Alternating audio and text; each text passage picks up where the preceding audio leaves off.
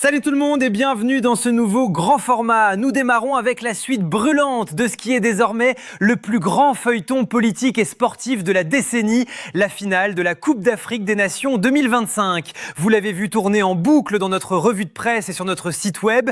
La CAF a pris le monde du football à contre-pied en déclarant officiellement le Maroc champion d'Afrique sur tapis vert 2 mois après la fin du tournoi. Le Sénégal, qui avait pourtant triomphé au bout de la nuit sur le terrain et dans la douleur, se retrouve brutalement destitué. C'est un fiasco institutionnel absolu qui vient rajouter une couche de surréalisme à une CAN qui ne cesse de nous stupéfier. Forcément, du côté de Dakar, l'heure n'est plus à la résignation, mais à l'état de choc pur et à la préparation d'une riposte d'une violence juridique inouïe. Le Sénégal est sommé de faire appel devant le tribunal arbitral du sport, TAS, pour tenter d'arracher le trophée des mains de la bureaucratie.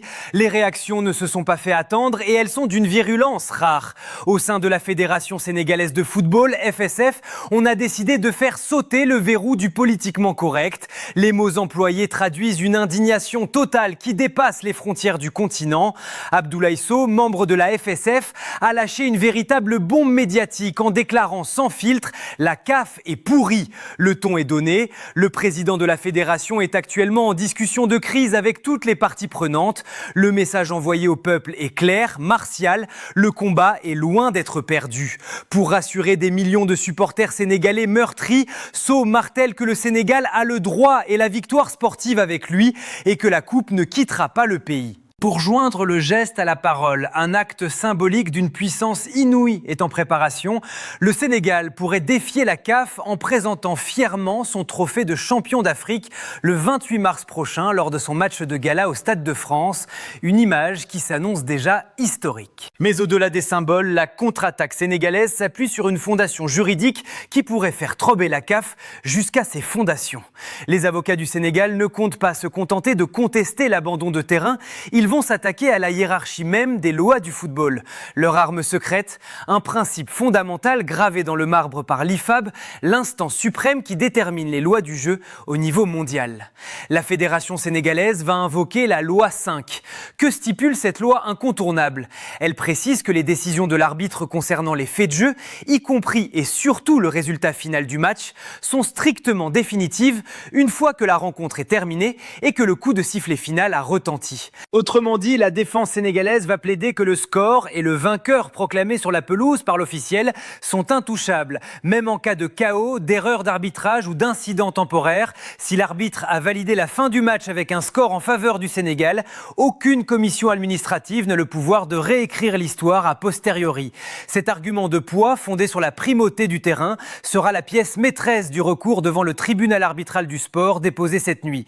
Si les juges de Lausanne retiennent cette interprétation stricte de la loi 5 de l'IFAB, la décision de la CAF pourrait être pulvérisée, relançant totalement ce feuilleton qui n'a décidément pas fini de nous tenir en haleine. La crise a désormais largement dépassé le simple cadre sportif. Ce n'est plus seulement une affaire de fédération, d'entraîneurs ou de joueurs. Face à l'ampleur du scandale, c'est l'appareil d'État sénégalais lui-même qui monte au créneau. Le gouvernement de Dakar refuse de voir sa nation humiliée sur la scène internationale et a décidé de se mêler frontalement de cette affaire. Dans un communiqué d'une fermeté absolue, les autorités étatiques promettent de déployer et d'épuiser absolument tous les recours juridiques et diplomatiques possibles pour faire valoir les droits du pays. Mais le gouvernement va encore plus loin. Il exige officiellement l'ouverture d'une enquête internationale indépendante pour faire la lumière sur de lourds soupçons de corruption qui gangrèneraient les arcanes de la Confédération africaine de football. Les mots du communiqué gouvernemental sont choisis avec le soin d'une déclaration de guerre institutionnelle. Il est expliqué que cette décision inédite, qualifiée d'une gravité exceptionnelle, heurte de front les principes cardinaux qui fondent l'éthique sportive. Au premier rang de ces principes, l'État sénégalais cite l'équité, la loyauté et surtout le respect de la vérité du terrain. Le Sénégal accuse donc à demi-mot l'instance dirigeante du football africain de s'être compromise et d'avoir bafoué les règles les plus élémentaires de la justice pour favoriser le pays organisateur.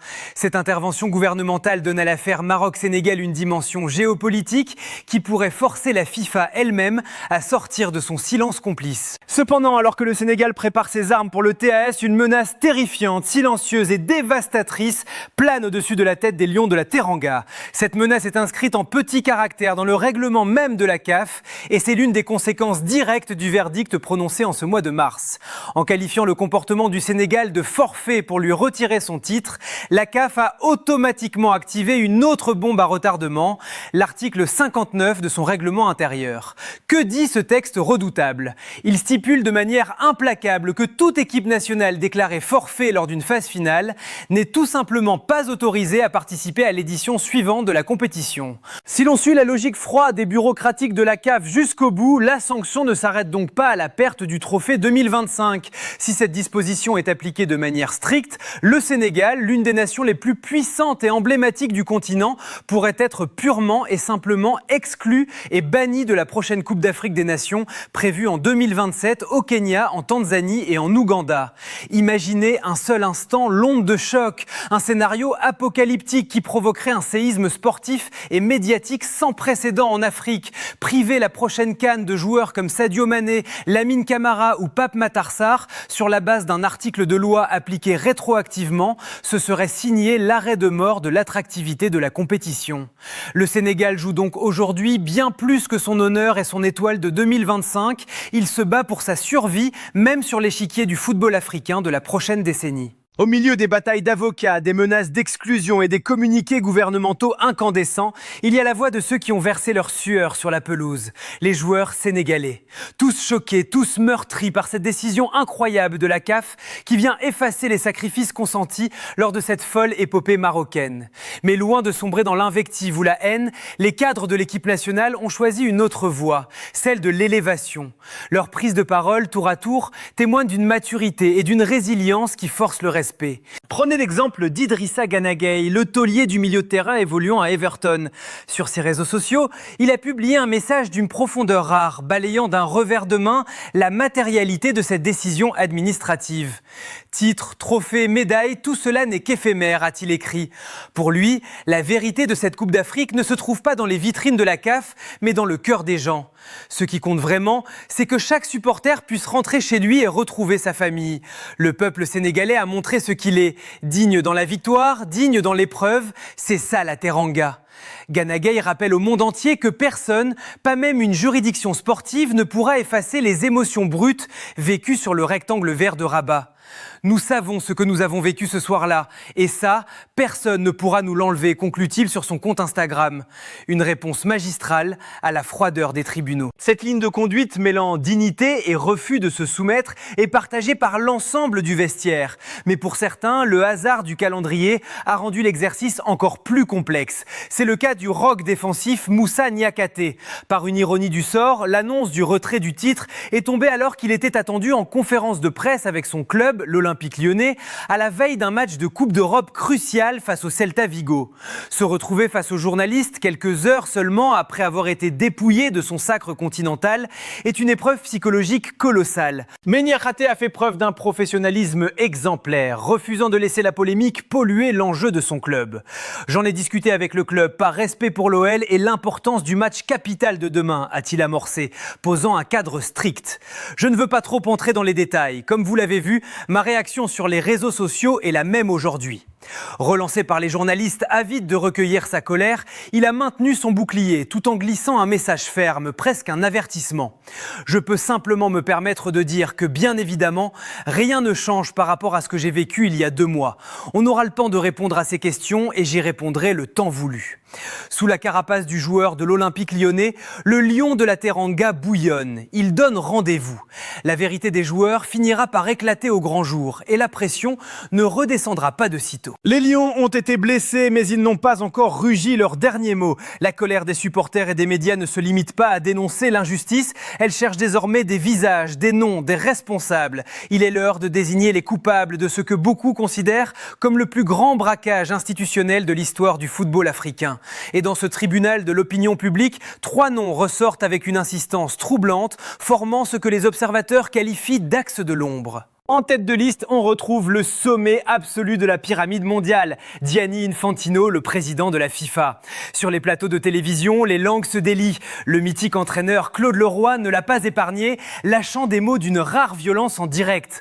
Je ne pouvais pas penser une seule seconde que la CAF pourrait aller aussi loin dans le grand guignolesque, a-t-il tonné, avant de pointer directement du doigt l'ingérence de Zurich. Pour lui, la CAF est dirigée par un homme, Patrice Motsepe, qu'il qualifie ouvertement de vassal d'Infantino. Le roi accuse, Infantino se considère comme le Trump du football africain. Il pense qu'il a tous les droits.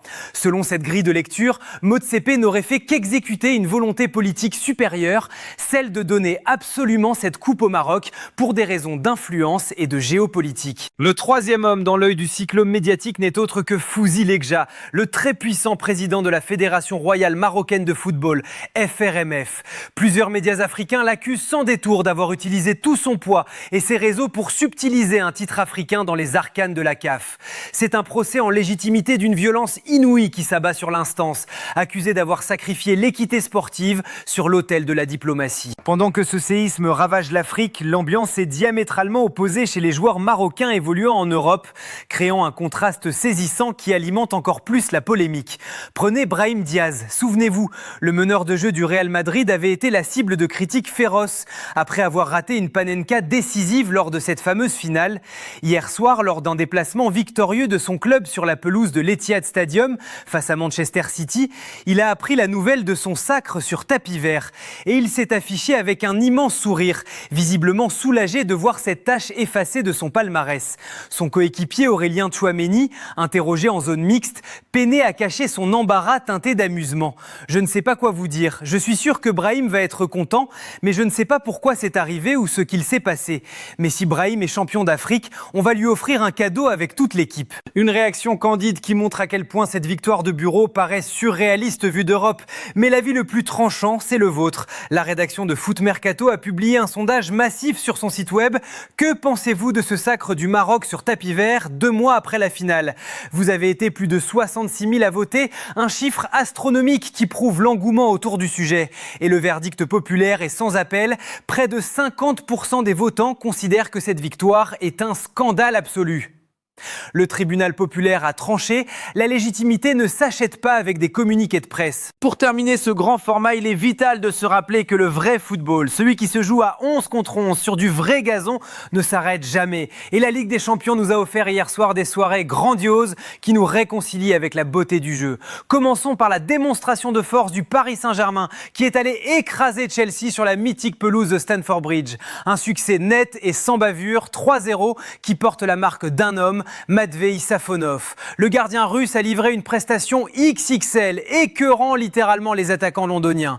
Auteur de 9 arrêts décisifs, dont certains sur des frappes à bout portant, il a rassuré toute son arrière-garde. Mais surtout, la performance de l'ancien portier de Krasnodar vient mettre un terme définitif à l'un des plus grands débats de la saison parisienne, la concurrence avec Lucas Chevalier. Arrivé à Paris avec l'étiquette de titulaire, Safonov a envoyé un message clair, crédité d'une note rare dans nos colonnes. En zone mixte, ses coéquipiers étaient dithyrambiques. Le capitaine Marquinhos a adoubé son dernier rempart. C'est très important d'avoir un gardien qui surmonte cette pression. Toutes les équipes qui sont allées au bout ont eu un gardien qui les a sauvés. Il nous rassure beaucoup. Preuve de son impact magistral, Khvicha Kvaratskhelia, pourtant étincelant, semblait même prêt à lui céder son trophée d'homme du match. Le PSG a trouvé son mur. De l'autre côté de la Manche, à Manchester, c'était le choc des titans. Le Real Madrid est allé décrocher avec brio sa qualification pour les quarts de finale en s'imposant 2-1 sur le terrain de Manchester City. Une victoire de prestige marquée par le réveil d'un duo létal. Vinicius Junior, intenable, a frappé par 2 fois, inscrivant un doublé retentissant qui a climatisé l'Etihad Stadium. Mais l'événement majeur de la soirée pour la Casablanca, c'était le grand retour sur les pelouses de Kylian Mbappé. Après son absence, le numéro 10 madrilène a fait une entrée remarquée. Vinicius, ravi, n'a pas tari d'éloges sur son partenaire offensif. Bien sûr que j'ai aimé son retour. C'est le meilleur joueur du monde. Il fait tout pour nous et il est de retour pour aider l'équipe.